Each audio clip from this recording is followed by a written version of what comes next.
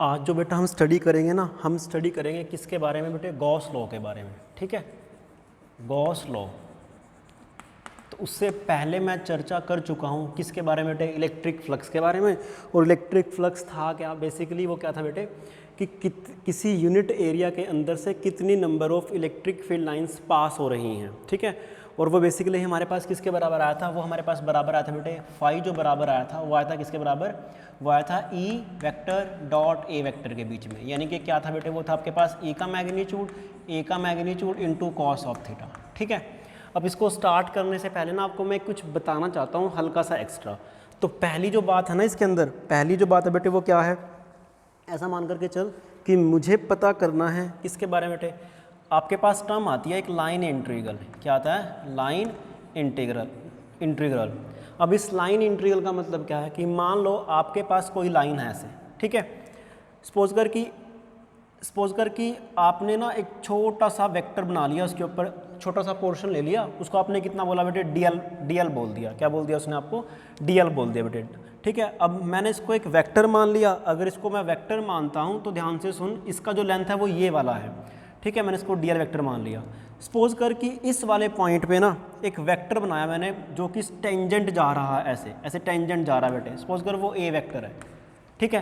तो इस ए वेक्टर का इस लाइन के अलोंग में कितना कंपोनेंट आएगा उसे हम क्या बोल देते हैं बेटे? लाइन इंटीग्रल बोल देते हैं। तो ध्यान से सुन, अगर मैं ये वाला पोर्शन लेता हूँ तो डीएल के डायरेक्शन ऐसे आएगा, अगर ये वाला लेता हूँ तो ऐसे आएगा, अगर ये वाला लेता हूँ तो ऐसे आएगा। तो मतलब हर छोटे छोटे पॉइंट पे जो डीएल का डायरेक्शन है ना वो हर बार चेंज कर रहा है। तो जब भी आपको कंपोनेंट लिखना होता है एक वेक्टर का दूसरे वेक्टर के अलोंग, तो आप कैसे लिखते हो बेटे? उसको लिखते हो ए वेक्टर डॉट डीएल, ठीक है। तो मुझे तो सारे कंपोनेंट जोड़ देने हैं, तो जोड़ने के लिए ऑब्वियस ही बात है क्या करूँगा बेटे? मैं इंटीग्रेशन कर दूंगा। तो उसको आप क्या पढ़ोगे कि line integral of one vector along another vector, ठीक है।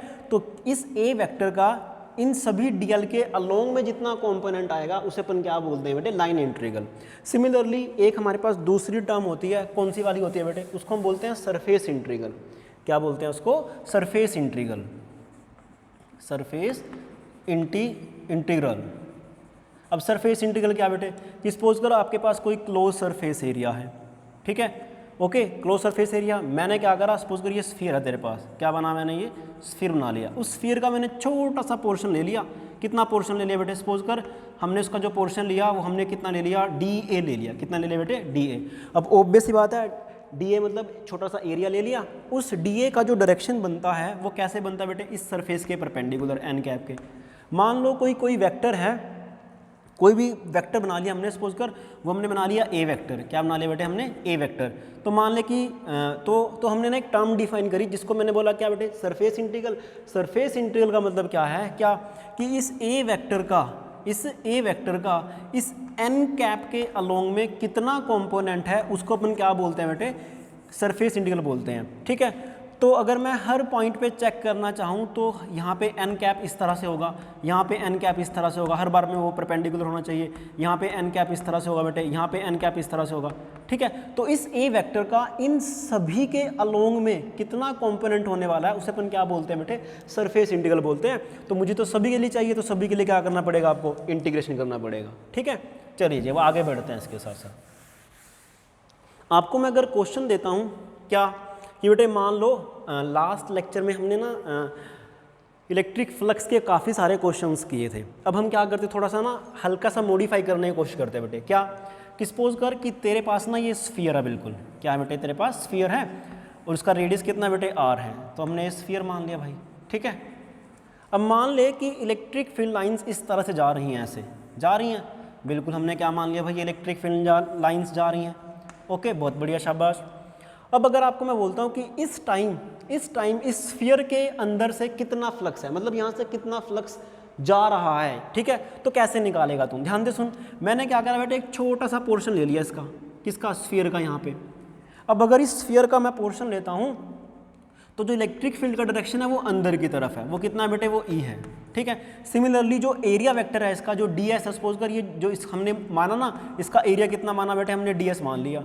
इस डी एस का जो कंपोनेंट है वो किसकी तरफ है बेटे? वो एन कैप, वो बाहर की तरफ है। कैसे है? वो बाहर की तरफ है। और इसका जो एरिया होगा, अच्छा अगर मैं अगर मैं यहाँ से फ्लक्स निकालने की कोशिश करता हूँ, ये मैंने बाहर की तरफ क्यों माना, क्योंकि भाई ये क्लोज सरफेस है और क्लोज सरफेस के अंदर तू जो एरिया वेक्टर बनाता है वो तू बाहर की तरफ बनाता है। अब यहाँ पे इलेक्ट्रिक फील्ड अंदर की तरफ है, तो ध्यान से सुन बेटे कि ई में और डी एस के अंदर जो एंगल है वो कितना बेटे, ऑब्वियस ही बात है वो कितना बनने वाला, वो बनने वाला 180 डिग्री।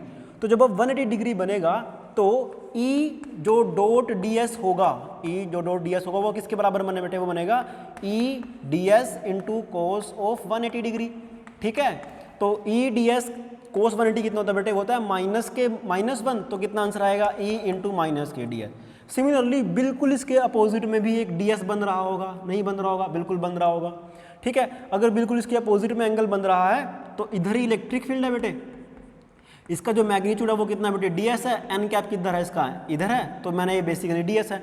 अब अगर मैं इस छोटे से एरिया में से इलेक्ट्रिक फ्लक्स निकालूंगा तो कितना मैंने बेटे, ई डॉट ए, तो ए कितना बेटे यहाँ पे डी एस है, तो ई डॉट डी एस जब आप करोगे, ई डॉट डी एस जब आप करोगे तो कितना आएगा, वो आएगा E D S, E D S, sorry E D S, E का मैग्नीट्यूड, डी एस का मैग्नीट्यूड, कोस कितना बेटे इसके अंदर 0 डिग्री है, कितना है 0 डिग्री है, तो कितना आंसर आया, वो ई डी एस आ गया।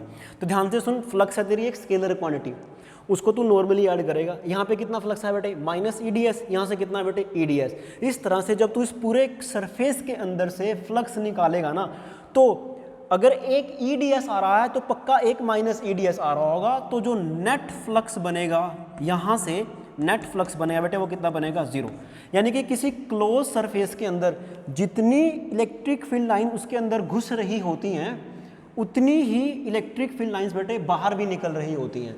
तो इसी वजह से जो नेट फ्लक्स आता है किसी क्लोज सरफेस के अंदर से, वो कितना आता है बेटे, वो 0 आता है। कितना आता है, वो 0 आता है। इस एग्जाम्पल को तो इस तरह से सोच के देख, अभी हमने ना एक सुबह एग्जाम्पल किया था, कुछ इस तरह से था वो हमारे पास, कि मान लो बेटे ये एक पूरा का पूरा क्लोज सरफेस है ना, बिल्कुल क्लोज सरफेस, कोई शक वाली बात नहीं है।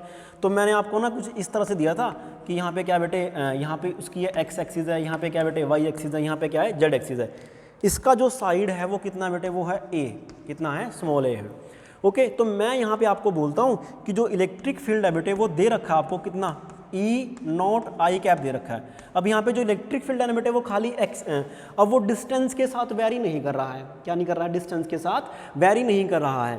तो ऑब्वियस सी बात है बेटे कि ये जो सपोज कर ये ओ है, ये ओ है, ये ए है, ये बी है, ये सी है, ये डी है, ये ई है, ये एफ है और ये क्या बेटे जी है।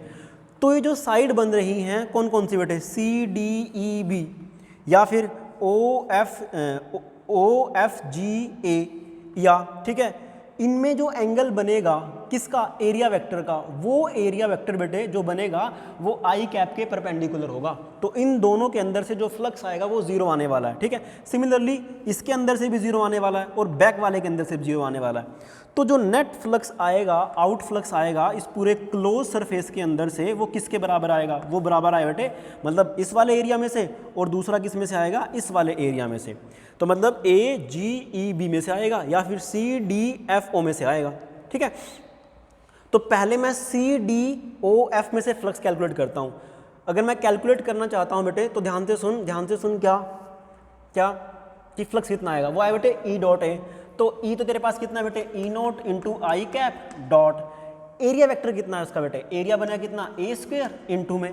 अब मैं आई कैप लूंगा तो मैं अंदर की तरफ घुसूंगा, अगर मैं माइनस आई कैप लूंगा तो बेटे मैं बाहर की तरफ जाऊंगा। तो ऑब्वियस सी बात है बेटे मैं कितना लेने वाला हूँ, माइनस के आई कैप लेने वाला हूँ। तो कितना बना वो, माइनस के E naught into A square, I dot I कितना होता है 1, तो इतना आ गया। सिमिलरली जब आप जी ए बी ई में से निकालोगे इलेक्ट्रिक फ्लक्स तो इसका जो एरिया वेक्टर बनेगा वो बाहर की तरफ बनेगा। सिमिलरली इलेक्ट्रिक फील्ड लाइन बेटे बाहर की तरफ है, तो वहाँ पे जो फ्लक्स आया कितना बेटे, ई डॉट है। तो ई कितना बेटे तेरे पास, E naught I cap dot A कितना बने बेटे, ए स्क्वायर इंटू में आई, तो कितना बना बेटे वो ए स्क्वायर। तो नेट फ्लक्स कितना आ गया बेटे 0। तो इस वाले एग्जाम्पल से और इस वाले एग्जाम्पल से मुझे ये क्लैरिफाई हो गया कि जो इलेक्ट्रिक फ्लक्स आता है ना इस तरह के केस में वो 0 आता है। मतलब क्लोज वाले सरफेस में तो जो इलेक्ट्रिक फ्लक्स आता है वो कितना आ रहा है बेटे, यहाँ पे दोनों एग्जाम्पल में 0 आ रहा है। ठीक है, ओके, ठीक है जी, बहुत बढ़िया, शाबाश। अब आगे बढ़ते हैं इसके साथ हम। ठीक है, चलो जी आगे बढ़ते हैं। ठीक है भाई, ओके, डन। इसको मैं रब कर रहा हूँ, तो जितना मैं लिखवा रहा हूँ, जितने मैं क्वेश्चन करा रहा हूँ बेटे इसको उतारते रहो, साथ साथ, ताकि आपको बाद में दिक्कत ना आए। तो जब भी हमारी ऑफलाइन क्लासेस शुरू होंगी तो हम यहीं से ही शुरू करेंगे बेटे, ठीक। अब मान ले बेटे, सपोज कर क्या कि मैंने एक क्लोज सरफेस बना लिया। क्या बना लिया बेटे? क्लोज सरफेस बना लिया। उसके अंदर ना मैंने चार्ज रख दिया, मान ले क्यू चार्ज रख दिया। कितना रख दिया? क्यू चार्ज रख दिया, क्यू इन मान ले, ठीक है।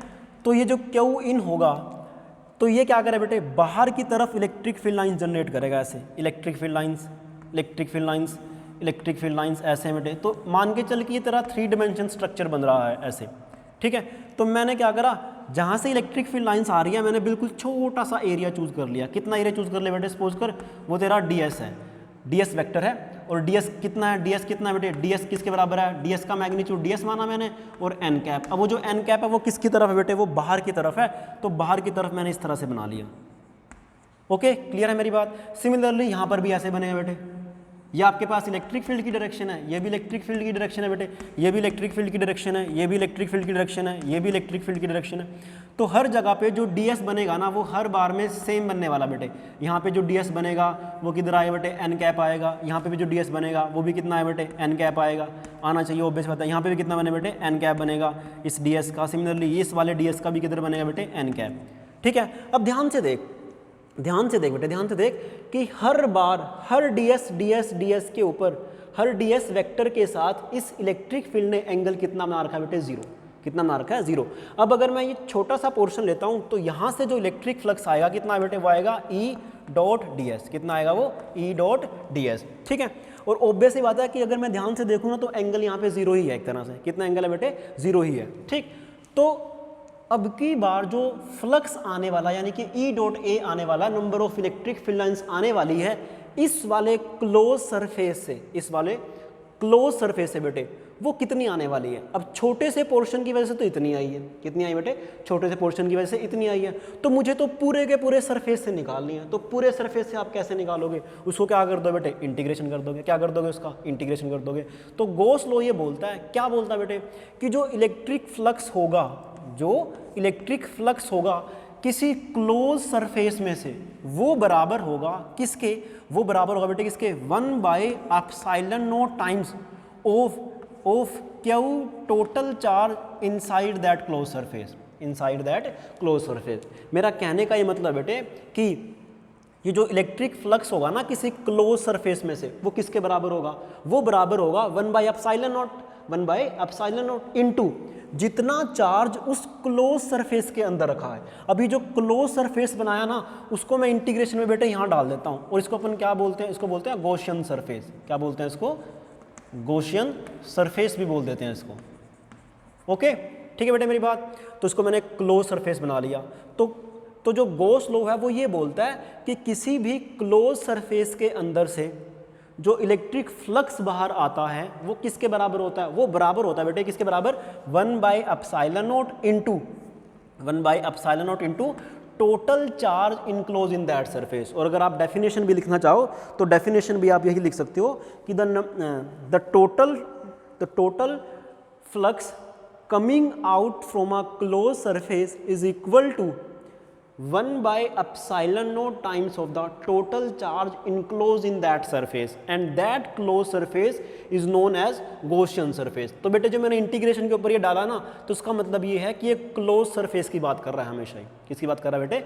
क्लोज सरफेस की। और अभी ना मैंने तेरे को थोड़ी देर पहले ही एक चीज़ बताई है। क्या बताई है? कि किसी एरिया के अलोंग में किसी वेक्टर का जो कंपोनेंट होगा ना उसे तू बोलेगा क्या बेटे? Surface integral. क्या बोलेगा? Surface integral. तो बुक में तुझे यही डेफिनेशन मिल जाएगी। ध्यान से देख, E डॉट ds क्या बेटे? कि इस इलेक्ट्रिक फील्ड का इस ds के अलोंग में कितना कंपोनेंट है। तो बेसिकली इस तरह से सरफेस इंटीग्रल है। तो बुक में तुझे लिखा मिल जाएगा the surface integral of the electric field, surface integral of the electric field is equal to 1/ε0 times of the total charge enclosed in that surface। तो ये बुक इस डेफिनेशन हो गई भैया। तू चाहे पिछली वाली डेफिनेशन लिख ले, चाहे ये वाली लिख ले, चाहे तू ये लिख सकता है the number of electric field lines coming out from a close surface equal to 1/ε0 times of the total charge enclose in that surface. या फिर तू ये भी लिख सकता है the surface integral of the electric field, surface integral of the electric field is equal to 1 by epsilon naught times of the total charge enclose in that surface. Okay बेटे, ठीक है जी, बहुत बढ़िया। आगे बढ़ते हैं इसके साथ। अब इसके ना हम क्वेश्चन करने की कोशिश करें बेटे, ठीक है। तो उसको मैं रब कर रहा हूँ साथ के साथ, ठीक है बेटे। इसको रब करने की कोशिश करते हैं हम। हट जा भाई साइड में, ठीक है। अब देख बेटे क्या है, तो मान ले आपको मैं क्वेश्चन देता हूँ बेटे, मैं क्या क्वेश्चन देता हूँ आपको। क्वेश्चन देगा वो कि ना मान लो आपके पास एक क्लोज स्फीयर दे दिया। कितना दे दिया बेटे? Close sphere. उसके अंदर चार्ज कितना बेटे? क्यू है। कितना चार्ज उसके अंदर से? क्यू है। तो आपसे पूछेगा बताओ कितना फ्लक्स आएगा बाहर। तो ऑब्वियस ही बात है बेटे, क्या ये क्लोज सरफेस है? हाँ बिल्कुल है। तो किसी भी क्लोज सरफेस के अंदर से जो फ्लक्स आता है वो किसके बराबर होता है बेटे? होता है क्यू इन डिवाइडेड बाय में एप्सिलॉन नॉट, यानी कि 1 by epsilon naught times of the total charge enclose in that surface. तो यहाँ पे क्यू इन कितना है बेटे? वो है क्यू डिवाइड बाय में एप्सिलॉन नॉट। ये आपके पास आंसर आ जाएगा, ठीक है। सिमिलरली तेरे को ये बोल देगा कि भाई मैंने तो अब की बार क्यूब बना दी। क्या बना दी भाई साहब? मैंने एक क्यूब बना दी। तो क्या क्यूब एक क्लोज सरफेस है? बिल्कुल है। इस सरफेस के अंदर मैंने कितना चार्ज रख दिया बेटे? सपोज कर कि क्यू चार्ज रख दिया, किसी भी पॉइंट पर रख दिया क्यू चार्ज, बिल्कुल रख दिया भाई। तो इसके अंदर से कितना फ्लक्स आएगा? क्या ये क्लोज सरफेस है? हाँ बिल्कुल सरफेस है भाई। तो कितना फ्लक्स आना चाहिए? तो डेफिनेशन पे जा कि किसी भी क्लोज सरफेस के अंदर से जो अमाउंट ऑफ इलेक्ट्रिक फ्लक्स होता है वो किसके बराबर होता है? 1 by epsilon not into total charge enclose in that surface. तो इसमें से भी कितना फ्लक्स आएगा? क्यू इन कितना बेटे? क्यू है, तो क्यू बाय एप्सिलॉन नॉट आ गया भाई। आई मेरी बात समझ में? तो मतलब ये भी क्लोज सरफेस है, ये भी क्लोज सरफेस है। देख ध्यान सुन, हमने इन दोनों का ना शेप वेरी कर दिया। क्या वेरी कर दिया भाई? शेप वेरी कर दिया। तो शेप वेरी करने के बावजूद भी ना जो फ्लक्स आ रहा है वो कितना आ रहा है बेटे? Q by epsilon not. Q क्या है? जो उस क्लोज सरफेस के अंदर जितना चार्ज बंद हुआ है, अंदर रखा हुआ है चार्ज वो, ठीक है। मान ले तू किसी भी तरह का बना ले भाई साहब, कोई गंदा सा बना ले, ये चारों तरफ से बंद है, इसके अंदर से चार्ज कितना पड़ा हुआ बेटे? क्यू पड़ा हुआ है। ये भी आपका क्वेश्चन बन जाएगा, ये भी आपका क्वेश्चन बन जाएगा। तो कितना चार्ज पड़ा है बेटे? क्यू चार्ज पड़ा है। तो अगर क्यू चार्ज पड़ा है तो फ्लक्स कितना आएगा बेटे? ऑब्वियस ही बात है, वो भी कितना आएगा? क्यू बाय एप्सिलॉन नॉट आएगा। कितना आएगा? वो भी क्यू बाय एप्सिलॉन नॉट आएगा। अब सुन ध्यान से बेटे, ठीक है। तो मतलब किसी भी तरह की शेप हो बट वो क्लोज होनी चाहिए, उसके अंदर अगर चार्ज पड़ा है क्यू क्यू क्यू, तो हर बार में जो फ्लक्स आएगा वो कितना आएगा बेटे? Q by epsilon not. कितना आएगा वो? क्यू बाय एप्सिलॉन नॉट, ठीक है। अच्छा जी, बहुत बढ़िया। आगे बढ़ते हैं बेटे। आपके पास क्वेश्चन दिया होगा कि आपके पास ना इस तरह से दे रखा है एक क्यूब, एक ना स्क्वायर दे रखा है बेटे ए। इससे बिल्कुल, इसके सेंटर से बिल्कुल ना बेटे यहाँ पे चार्ज रख रखा है कितना? क्यू। कितना रख रखा है? क्यू चार्ज रख रखा है। और कितनी दूरी है उसकी बेटे? वो है a/2। कितनी दूरी है उसकी बेटे? a/2। तो तुझे बताना है कि इस वाले सरफेस के अंदर से कितना फ्लक्स जा रहा है। क्या जा रहा है बेटे? इस वाले सरफेस के अंदर से कितना फ्लक्स जा रहा है। तो उसको मैं कैसे सोल्व आउट करूँगा? दे बेटे, क्या इसको मैं पूरा क्यूब बना लूँ? तो मैंने इसका बिल्कुल पूरा क्यूब बना दिया। देख ध्यान सुन, इस तरह से हमने क्या बना दिया इसका बेटे? पूरा का पूरा क्यूब बना दिया हमने, बना दिया क्यूब इसका। तो अगर ये a/2 दूरी पे पड़ा तो मतलब यहाँ पे ये सेंटर पे पड़ा, तो मतलब ये a है, यहाँ से कितना बेटे? ये a है, तो a है। तो मुझे तो ना ये क्यू चार्ज पड़ा, तो मुझे तो इस वाले सरफेस में से क्या निकालना है बेटे? अमाउंट ऑफ इलेक्ट्रिक फ्लक्स निकालना है। क्या निकालना है? इलेक्ट्रिक फ्लक्स निकालना है। ध्यान से देख, पूरी की पूरी क्यूब के अंदर से जो फ्लक्स आने वाला कितना आने वाला बेटे? 1 बाय एप्सिलॉन नॉट। मुझे तो एक सरफेस से निकालना है। तो पूरे में कितने फेस हैं बेटे? 6 हैं। तो मुझे कितने में से निकालना है? एक में से। तो कितना आंसर आना चाहिए? Q by 6 epsilon naught. तो मतलब उसका छठा पार्ट होगा वो उसके अंदर से। तो हमने इसको इस तरह से कर दिया भाई साहब क्वेश्चन को, ठीक है। तो इस तरह से क्या बेटे आप इस गॉस लॉ के क्वेश्चन आसानी से कर सकते हो अब, ठीक है। और बाद में फर्दर इसकी क्या बच जाएंगे आपके पास? कुछ एप्लीकेशन बच जाएंगी, ठीक है। तो चलो थोड़ा सा एक आध क्वेश्चन और कर लेते हैं, आपके लिए बढ़िया रहने वाला है। अच्छे से क्वेश्चन है। कैसे थे बेटे क्वेश्चन? ध्यान से सुन। आपको ना इस तरह से एक वो दे देगा कि आपके पास ना एक रिंग है बेटे, ऐसे क्या ये रिंग है, ठीक, मतलब रिंग पड़ी है, या फिर एक डिस्क मान लो, कुछ भी मान लो, कोई फर्क नहीं पड़ता। उससे a दूरी पे कैपिटल क्यू चार्ज पड़ा हुआ है। कितना चार्ज पड़ा हुआ है बेटे? Capital Q. अगर कैपिटल क्यू चार्ज पड़ा हुआ है a दूरी पर इस रिंग से, तो इसका जो रेडियस है वो कितना बेटे? वो कैपिटल R है। तो आपको बताना कि ये क्यू चार्ज इसके अंदर से कितना इलेक्ट्रिक फ्लक्स पैदा कर रहा है। तो कैसे करना बेटे? इस तरह से, मतलब इसके अंदर से कितना इलेक्ट्रिक फ्लक्स जा रहा है, ठीक है। तो करने के हमारे पास बहुत तरीके हैं बेटे। कैसे से? तो पहले मैं आपको इस वाले तरीके से कराता हूँ। ध्यान से सुन। सपोज कर इसने ना ये जो एंगल बना रखा है वो कितना बना रखा है बेटे? अल्फा बना रखा है। तो मैंने क्या करा, एक ना डिस्क ड्रॉ कर ली, सॉरी एक छोटा सा ड्रॉ कर लिया। क्या बेटे? R दूरी पे जा करके dr की एक स्ट्रिप ड्रॉ कर ली। क्या कर ली बेटे? स्ट्रिप ड्रॉ कर ली, ठीक है। अब अगर मैं इस क्यू चार्ज की वजह से इस वाले पॉइंट पे इलेक्ट्रिक फ्लक्स निकालता हूं, तो ध्यान से सुन, इलेक्ट्रिक फ्लक्स का फॉर्मूला क्या बेटे, वो है फाई बराबर ई डॉट ए है, ठीक है। ध्यान से सुन, इसका जो एरिया वो तो ये वाला है, ऑब्वियस सी बात है बेटे, तो मैंने छोटी सी रिंग का एरिया ये वाला मान लिया। अब इसका जो डायरेक्शन बनेगा वो कैसे बनेगा बेटे, वो बनने वाला है कुछ इस तरह से, ऐसे ये बनेगा एन कैप, और जो इलेक्ट्रिक फील्ड का डायरेक्शन बनेगा कैसे बनेगा बेटे, यहाँ से लेकर के यहाँ से बनेगा वो कुछ इस तरह से, ऐसे, सॉरी नीचे वाले से लेना ना, नीचे वाले से लेंगे, वो बनेगा कुछ इस तरह से बेटे, ठीक है। ये ई है, तो मैंने क्या करा बेटे, थीटा पे जा करके ना डी थीटा पे एक वो बना ली, एक रिंग बना ली बेटे, ऐसे ऐसा मान करके चल, ऐसा मान करके चल बेटे कि कुछ इस तरह से ऐसे स्ट्रक्चर पड़ा हुआ है, इसके अंदर से मुझे क्या निकालना है, क्या वो चार्ज यहाँ पे पड़ा हुआ है, तो मैंने क्या करा, थीटा पे जा करके डी थीटा की एक छोटी सी रिंग बना ली बेटे, क्या बना ली, एक रिंग बना ली। तो कैसे करेगा भाई इसको, फ्लक्स का फॉर्मूला ई डॉट ए, तो कितना एंगल है बेटे इनके बीच में, एंगल है कितना बनेगा, ये कितना बनेगा, ऑब्वियस ही बात है थीटा ही एंगल बनेगा भाई साहब, कितना बनेगा, ये थीटा ही बनेगा। तो अगर एंगल थीटा बनेगा ये, तो ये कितना होना चाहिए बेटे, ये होना चाहिए ई बराबर, ई कितना बेटे, ई, और इसका एरिया कितना माना मैंने बेटे, वो माना मैंने डी एस, कितना माना मैंने, डी एस मान लिया। तो उसमें से फ्लक्स भी तो बहुत स्मॉल सा आएगा, डी फाई आएगा, तो ई की वैल्यू कितनी है बेटे, वो है के कैपिटल क्यू डिवाइड बाय में, यहाँ से लेकर के यहाँ तक की दूरी कितनी बनेगी, यहाँ से लेकर के यहाँ तक की दूरी स्मॉल है, ये कितनी है बेटे आर, तो कितना बना ये वाला दूरी, ये बना under root of r square plus a square. आपको मालूम है कि किसी क्यू चार्ज की वजह से आर दूरी पे जो इलेक्ट्रिक फ्लक्स आता है वो कितना आता है, वो आता है बेटे के कैपिटल क्यू डिवाइड बाय में आर स्क्वायर। तो कितनी दूरी है बेटे इसकी, under root of r square plus a square, तो इसका क्या है बेटे, स्क्वायर करोगे तो आपके पास आंसर आएगा आर स्क्वायर प्लस में ए स्क्वायर, ठीक है। ध्यान से दे बेटे, इसका जो एन वेक्टर आएगा ना, इसमें थीटा ही एंगल बनाया, ये वाला एंगल तो बनेगा, ऑब्वियस बात है, नो डाउट इसके अंदर। अब मुझे ds लिखना है बेटे, इसका ds कितना बनेगा, इसका सरकमफ्रेंस और इसकी विड्थ। अब विड्थ कितनी है बेटे इसकी, सपोज कर तेरी विड्थ कितनी है, तूने मान ली dr मान ली, कितनी मान ली बेटे, dr मान ली, तो विड्थ कितनी है इसकी, वो है 2 पाई r, कितना बेटे 2 पाई स्मॉल r इंटू में dr बेटे, यहाँ तक कहानी खत्म होगी। ई डॉट डी एस मतलब कोस ऑफ थीटा, तो यहाँ पे आया कितना बेटे, कॉस ऑफ थीटा।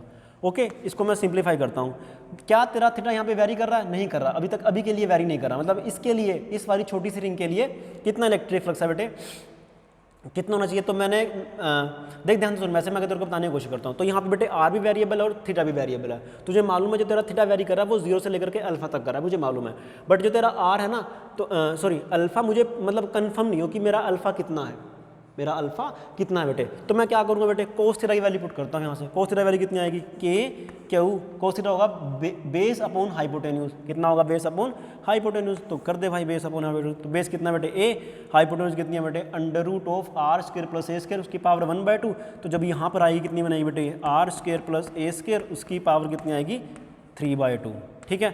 तो तेरे पास यहाँ पर आया है 2 पाई, तेरे पास एज इट इज़ है, integration of R D R बेटे, ठीक है। अब ये वाली टर्म मैं यहाँ पे लिख रहा हूँ, डिवाइड बाय में r square plus a square की पावर 3/2, ठीक है। ओके जी, बहुत बढ़िया।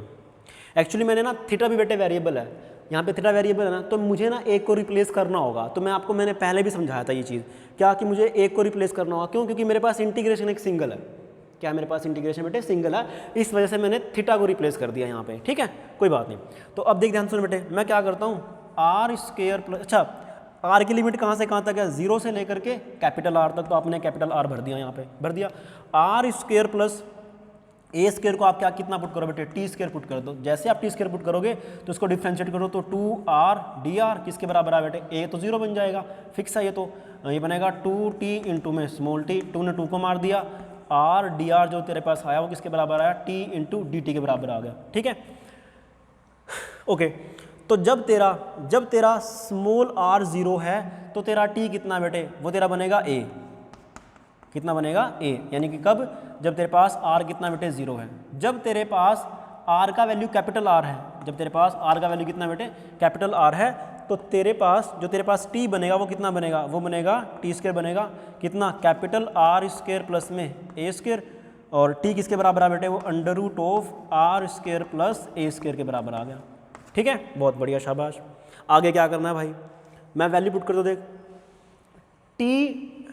आर डी आर की जगह टी डी टी आ गया, तो कितना यहाँ पे तो आ रहा है 2 पाई के कैपिटल क्यू स्मॉल ए, इसकी जगह कितना बेटे आर डी टी की जगह कितना आ गया T D T, limit change हो जाएगी कितने से कितने तक बेटे, ए से लेकर के under root of r square capital r square plus A square divide by में, इसकी जगह मैंने कितना पुट करा बेटे टी स्क्र, तो पावर है यहाँ पे 1/2, तो उसने मार दिया ऊपर कितने बेटे क्यूब, तो कितना बना वो टी की पावर 3 बन गया। ठीक है, तो मेरा काम है इसको सोल्व आउट करना। तो अगर मैं टी अपॉन में टी की क्यूब कितना बनेगा बेटे, वो बनेगा 1/t स्क्र, उसका इंटीग्रेशन dt। तो जब आप इसको करते हो तो आएगा -1 अपॉन में टी, -1 अपॉन में टी पुट करोगे तो जैसे ही आप लिमिट पुट करोगे तो कितना आंसर आए बेटे, वो आएगा 2πk कैपिटल क्यू स्मॉल के। ठीक है, 2πk कैपिटल क्यू स्मॉल ए, इसकी आई -1/2, माइनस मतलब यहाँ पे आएगा, पहले मैं फिर लोअर लिमिट पुट कर दूंगा, फिर बाद में अपर लिमिट पुट कर दूंगा। क्यों? क्योंकि भाई यहाँ पे माइनस है। वैसे तो आप करते हो upper limit minus lower limit, but वहाँ पे नेगेटिव है, तो मैं पहले लोअर लिमिट पुट कर देता हूँ। किसी की जगह बेटे टी की जगह, तो 1/a minus 1/√r square plus ए स्क्र। इसको पूरे को सोल्व आउट कर ले, ए को अंदर लेके जा, 2πk capital Q into 1 - a divide by में √r स्क्र प्लस ए स्क्र बेटे। ठीक है, अभी तक यहाँ तक उतार ले। उसके बाद क्या कर भाई साहब, क्या कर, मैं इसको रब कर रहा हूँ। जैसे आप इसको रब करते हो तो ध्यान से सुन बेटे, k की वैल्यू कितनी है 1/4π एप्सिलॉन नॉट, तो कितना आया 1/4π एप्सिलॉन नॉट, ऊपर कितना है बेटे 2π into capital Q into 1 - a divide by में √r स्क्र प्लस में ए स्क्र। तो हमारे पास ये वाली टर्म आ गई इतनी। तो ठीक है, इसने पाई ने पाई को मार दिया, इसने इसको मार दिया, आंसर है मेरे पास कितना है Q upon epsilon naught into 1 - a divide by में r स्क्र प्लस में ए स्क्र। ये क्या आ गया बेटे, ये इलेक्ट्रिक फ्लक्स आ चुका है टोटल, मतलब जो इस डिस्क के अंदर से पास होगा। अब इसी इलेक्ट्रिक फ्लक्स को ना, तो तू क्या कर सकता है बेटे, तू क्या कर सकता है, कैसे फाइंड आउट कर सकता है, एक अनदर मेथड से फाइंड आउट कर सकता है। कैसे कर सकता है, वही मेथड देखते हैं बेटे अब। ठीक है, तो यहाँ तक उतारता रही अपने आप ही। कैसे फाइंड आउट करें बेटे, ध्यान से सुन मेरी बात। हमारे पास आंसर आया कितना बेटे, Q over 2 epsilon not, sorry Q over 2 epsilon naught into 1 - a divide by में √r स्क्र प्लस में ए स्क्र। ठीक है जी, बहुत बढ़िया। ध्यान से सुन बेटे, सुबह सुबह मैंने तेरे को क्या कराया था, एक सॉलिड एंगल था ओमेगा, वो किसके बराबर आया था 2π 1 - cos ऑफ अल्फा के बराबर। सोच के देख बेटे क्या, कि अगर एंगल तेरे पास होता है 4π मतलब पूरा का पूरा, वो क्या बोलते हैं पूरा का पूरा स्फीयर, उसके अंदर से फ्लक्स कितना आया था, वो आया था बेटे तेरा कितना क्यू अपॉन में एप्सिलॉन नॉट। तो एक सॉलिड एंगल के अंदर से कितना आएगा क्यू ओवर 4π एप्सिलॉन नॉट। ठीक है, तो मेरे पास कितना एंगल बन रहा है बेटे, मेरे पास तो ये बन रहा है, तो इतने के अंदर से कितना आएगा, आप क्या करो इसकी मल्टीप्लाई इससे कर दो, खाली इसकी मल्टीप्लाई इससे कर दो बेटे, मतलब इतने सॉलिड एंगल के अंदर से देख 4π के अंदर से आया क्यू बाय एप्सिलॉन नॉट, एक सॉलिड एंगल के अंदर से कितना है बेटे क्यू अपॉन में 4π एप्सिलॉन नॉट, तो इतने के अंदर से कितना आएगा, आप क्या करो इसकी मल्टीप्लाई इससे कर दो। तो जैसे आप करोगे तो कितना है बेटे Q over 4π epsilon naught, 4π epsilon naught into 2π into में 1 - cos ऑफ अल्फा। ध्यान से सुन, पाई ने पाई को मार दिया, इस 2 ने 2 को मार दिया, तो कितना आया Q over 2 epsilon naught into 1 - cos of alpha. ठीक है, तो Q over 2 epsilon naught into 1 - cos alpha. cos alpha कितना भाई तेरे पास, यहाँ पे अल्फा है तेरे पास ये वाला, तो cos अल्फा कितना बनेगा base upon hypotenuse, base upon hypotenuse. तो यहाँ पे जो ये वाली जो लेंथ बनेगी कितनी बनने वाली है, ये बनने वाली बेटे √of capital R square capital R square plus में ए स्क्र। तो बेस कितना बेटे उसका a डिवाइडेड बाय में कितना बेटे डिस्टेंस, ये है √of capital R square plus में ए स्क्र। इस क्वेश्चन को तो इस तरह से कर सकता है, देख सेम रिजल्ट आ रहा है दोनों के दोनों का। ठीक है बेटे, दोनों के दोनों क्या आ रहा है बेटे, सेम रिजल्ट आ रहा है, चेक कर ले। Q by 2 epsilon naught 1 - a upon √r square by a square. Similarly ये वाला रिजल्ट ही तेरा यहाँ पर आ रहा है। ठीक है, इस तरह से क्या बेटे आप फ्लक्स के क्वेश्चन कैलकुलेट कर सकते हो। नेक्स्ट टाइम में हम क्या करेंगे, नेक्स्ट टाइम में बेटे हम इसकी एप्लीकेशंस करने की कोशिश करेंगे। Thank you.